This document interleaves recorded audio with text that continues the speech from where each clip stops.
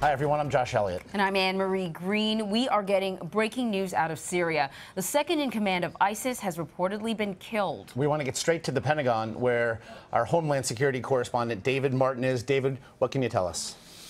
Well, U.S. officials believe that they have killed a man named Haji Imam, who was one of ISIS's spiritual leaders, and he went back all the way to the founding of al-Qaeda in Iraq back in 2004, and then kept up the fight after al-Qaeda in Iraq was dismantled, kept up the fight by joining ISIS.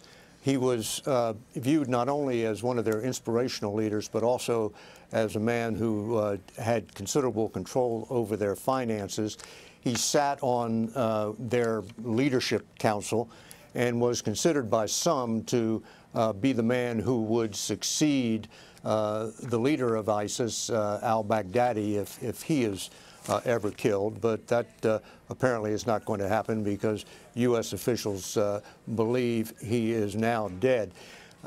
This is going to be announced here in about a half an hour by Defense Secretary Carter and Chairman of the Joint Chiefs, General Joe Dunford, when they hold a press conference here at the Pentagon. That press conference is designed to show the progress that the U.S.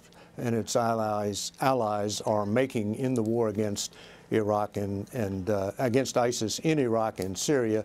And the point they're trying to make is that even though ISIS is able to pull off these terrorist attacks in Europe, they are taking a pounding in Iraq and Syria, and they appear to be on the retreat, but nobody knows how long it will take to actually defeat them. Now, normally, the U.S. would not announce the death of a leader it only believed it had killed. It usually doesn't make these announcements until they are absolutely certain they got the man they were trying to kill.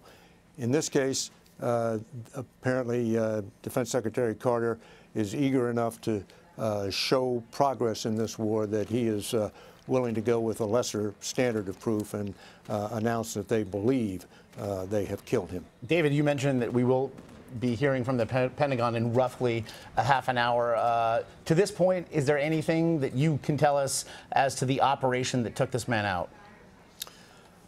No, there isn't. You assume that it was an airstrike, but you don't know that for sure because now there are special operations forces in Iraq which are capable of conducting raids to capture or kill enemy fighters.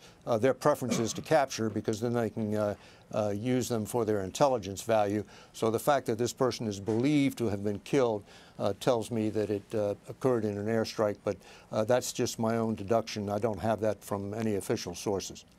All right, National Security Correspondent David Martin, thanks a lot. Sure thing.